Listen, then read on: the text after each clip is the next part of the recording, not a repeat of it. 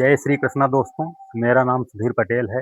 श्रीमद् भगवत गीता के अध्याय 6 ध्यान योग में श्री भगवान ने कहा, जो पुरुष अपने कर्म फल के प्रति अनासक्त है और जो अपने कर्तव्य का पालन करता है, वही सन्यासी और असली योगी है। वो नहीं जो न तो अग्नि जलाता है और न कर्म करता है।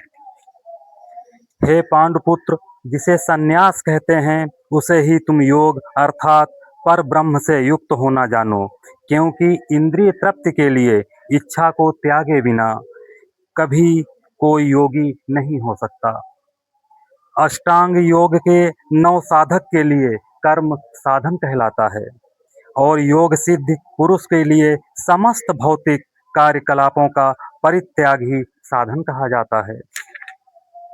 जब कोई पुरुष समस्त भौतिक इच्छाओं का त्याग करके न तो इंद्रिय तृप्ति के लिए कार्य करता है और न सकाम कर्मों में प्रवृत्त रहता है, तो वह योगारूढ़ कहलाता है। मनुष्य को चाहिए कि अपने मन की सहायता से अपना उद्धार करे और अपने को नीचे गिरने न दे। यह मन बद्ध जीव का मित्र भी है और शत्रु भी। जिसने मन को जीत लिया उसके लिए मन सर्वश्रेष्ठ मित्र है, किंतु जो ऐसा नहीं कर पाया उसके लिए मन सबसे बड़ा शत्रु बना रहेगा। जिसने मन को जीत लिया है उसने पहले ही परमात्मा को प्राप्त कर लिया है, क्योंकि उसने शांति प्राप्त कर ली है। ऐसे पुरुष के लिए सुख दुख, सर्दी गर्मी एवं मान अपमान एक से हैं। वह व्यक्ति आत्म साक्षात्कार को प्राप्त तथा योगी कहलाता है, जो अपने अर्जित ज्ञान तथा अनुभूति से पूर्णतया संतुष्ट रहता है। ऐसा व्यक्ति अध्यात्म को प्राप्त तथा जितेंद्रिय कहलाता है। वह सभी वस्तुओं को, चाहे वे कंकड़ हों, पत्थर हों या कि सोना, एक समान देखता है। जब मनुष्य निष्कपट हितैषियों, प्रिय मित्रों, तटस्थों, मध्यस्थों, ईर्ष्यालुओं, शत्रुओं तथा मित्रों, पुण्यात्माओं एवं पापियों को समान भाव से देखता है, तो वह और भी उन्नत माना जाता है। योगी को चाहिए कि वह सदैव अपने शरीर, मन तथा आत्मा को परमेश्वर में लगाए, एकांत स्थान में रहे और बड़ी सावधानी के साथ अपने मन को वश में करे। उसे समस्त आकांक्षाओं तथा संग्रह भाव की इच्छाओं से मुक्त होना चाहिए। योगाभ्यास के लिए योगी एकांत स्थान में जाकर भूमि पर कुसा बिछा दे और फिर उसे मृगछाला से ढके तथा ऊपर से मुलायम वस्त्र बिछा दे। आसन न तो बहुत ऊंचा हो न बहुत नीचा, यह पवित्र स्थान में स्थित हो। योगी को चाहिए कि इस पर दृढ़ता पूर्वक बैठ जाए और मन, इंद्रियों तथा कर्मों को वश में करते हुए तथा मन को एक बिंदु पर स्थिर करके हृदय को शुद्ध करने के लिए योगाभ्यास करे। योगाभ्यास करने वाले को चाहिए कि वह अपने शरीर, गर्दन तथा सिर को सीधा रखे और नाक के अगले सिरे पर दृष्टि लगाए। इस प्रकार वह अविचलित तथा दमित मन से, भय रहित विषयी जीवन से पूर्णतया मुक्त होकर अपने हृदय में मेरा चिंतन करे और मुझे ही अपना चरम लक्ष्य बनाए। इस प्रकार शरीर, मन तथा कर्म में निरंतर संयम का अभ्यास करते हुए संयमित मन वाले योगी को इस भौतिक अस्तित्व की समाप्ति पर भगवत धाम की प्राप्ति होती है। हे अर्जुन, जो अधिक खाता है या बहुत कम खाता है, जो अधिक सोता है अथवा जो पर्याप्त नहीं सोता, उसके योगी बनने की कोई संभावना नहीं है। जो खाने, सोने, आमोद प्रमोद तथा काम करने की आदतों में नियमित रहता है, वह योगाभ्यास द्वारा समस्त भौतिक क्लेशों को नष्ट कर सकता है। जब योगी योगाभ्यास द्वारा अपने मानसिक कार्यकलापों को वश में कर लेता है और अध्यात्म में स्थित हो जाता है, अर्थात समस्त भौतिक इच्छाओं से रहित हो जाता है, तब वह योग में सुस्थिर कहा जाता है। इस प्रकार वायु रहित स्थान में जिस प्रकार वायु रहित स्थान में दीपक हिलता डुलता नहीं, उसी तरह जिस योगी का मन वश में होता है, वह आत्म तत्व के ध्यान में सदैव स्थिर रहता है। सिद्धि की अवस्था में जिसे समाधि कहते हैं, मनुष्य का मन योगाभ्यास के द्वारा भौतिक मानसिक क्रियाओं से पूर्णतया संयमित हो जाता है। इस सिद्धि की विशेषता यह है कि मनुष्य शुद्ध मन से अपने को देख सकता है और अपने आप में आनंद उठा सकता है। उस आनंदमयी स्थिति में वह दिव्य इंद्रियों द्वारा असीम दिव्य सुख में स्थित रहता है।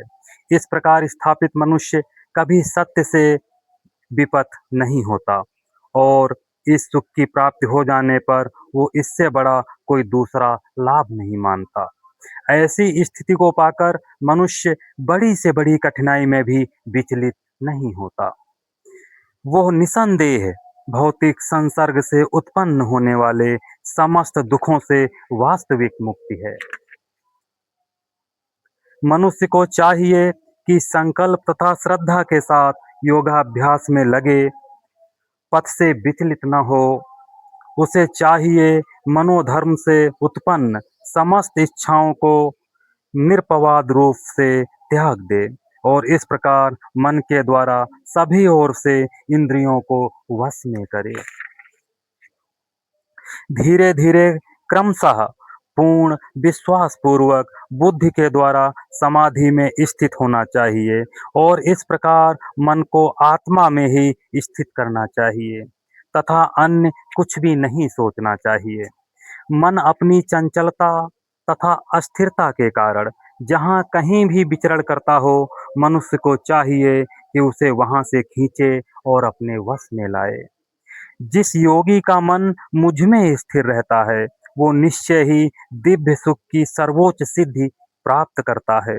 वो रजोगण से परे हो जाता है और परमात्मा के साथ अपनी गुणात्मक एकता को समझता है और इस प्रकार अपने समस्त विगत कर्मों के फल से निवृत्त हो जाता है। इस प्रकार योगाभ्यास में निरंतर लगा रहकर आत्म संयमी योगी समस्त भौतिक कलमश से मुक्त हो जाता है और भगवान की दिव्य प्रेमा भक्ति में परम सुख प्राप्त करता है। वास्तविक योगी समस्त जीवों में मुझको तथा मुझ में समस्त जीवों को देखता है। निसंदेह स्वरूप प्रसिद्ध व्यक्ति मुझ परमेश्वर को सर्वत्र देखता है। जो मुझे सर्वत्र देखता है और सब कुछ मुझ में देखता है, उसके लिए न तो मैं कभी अदृश्य होता हूँ और न वह मेरे लिए अदृश्य होता है। जो योगी मुझे तथा परमात्मा को अभिन्न जानते हुए परमात्मा की भक्ति पूर्वक सेवा करता है, वो हर प्रकार से मुझ में सदैव स्थित रहता है। हे अर्जुन, वह पूर्ण योगी है जो अपनी तुलना से समस्त प्राणियों की उनके सुखों तथा दुखों में वास्तविक समानता का दर्शन करता है। अर्जुन ने कहा, हे मधुसूदन, आपने जिस योग पद्धति का संक्षेप में वर्णन किया है, वह मेरे लिए अव्यावहारिक तथा असहनीय है, क्योंकि मन चंचल तथा अस्थिर है। हे कृष्ण, चूंकि मन चंचल, उच्छृंखल, हठीला तथा अत्यंत बलवान है, अतः मुझे इसे वश में करना वायु को वश में करने से भी अधिक कठिन लगता है। भगवान श्री कृष्ण ने कहा, हे महाभाव कुंती पुत्र, निसंदेह चंचल मन को वश में करना अत्यंत कठिन है, किंतु उपयुक्त अभ्यास द्वारा तथा विरक्ति द्वारा ऐसा संभव है। जिसका मन उच्छृंखल है, उसके लिए आत्म साक्षात्कार का कठिन कार्य होता है, किंतु जिसका मन संयमित है और जो समुचित उपाय करता है, उसकी सफलता ध्रुव है, ऐसा मेरा मत है। अर्जुन ने कहा, हे कृष्ण, उस असफल योगी की गति क्या है जो प्रारंभ में श्रद्धापूर्वक आत्म साक्षात्कार की विधि ग्रहण करता है, किंतु बाद में भौतिकता के कारण उससे विचलित हो जाता है और योग सिद्धि को प्राप्त नहीं कर पाता। हे महाबाहु कृष्ण, क्या ब्रह्म प्राप्ति के मार्ग से भ्रष्ट ऐसा व्यक्ति आध्यात्मिक तथा भौतिक दोनों ही सफलताओं से च्युत नहीं होता और छिन्न भिन्न बादल की भांति विनष्ट नहीं हो जाता, जिसके फलस्वरूप उसके लिए किसी लोक में कोई स्थान नहीं रहता। हे कृष्ण, यही मेरा संदेह है और मैं आपसे पूर्णतया दूर करने की प्रार्थना कर रहा हूँ। आपके अतिरिक्त अन्य कोई ऐसा नहीं है जो इस संदेह को नष्ट कर सके।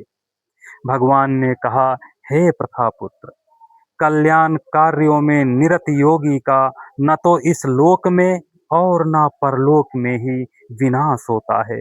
हे मित्र, भलाई करने वाला कभी बुराई से पराजित नहीं होता।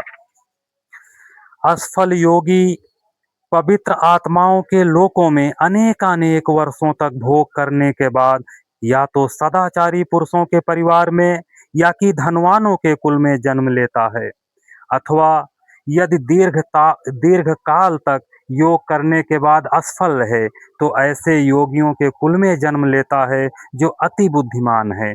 निश्चय ही इस संसार में ऐसा जन्म दुर्लभ है। हे कुरुनंदन, ऐसा जन्म पाकर वो अपने पूर्व जन्म की दैवी चेतना को पुनः प्राप्त करता है और पूर्ण सफलता प्राप्त करने के उद्देश्य से वो आगे उन्नति करने का प्रयास करता है। अपने पूर्व जन्म की दैवी चेतना से वो न चाहते हुए भी स्वतः योग के नियमों की ओर आकर्षित होता है।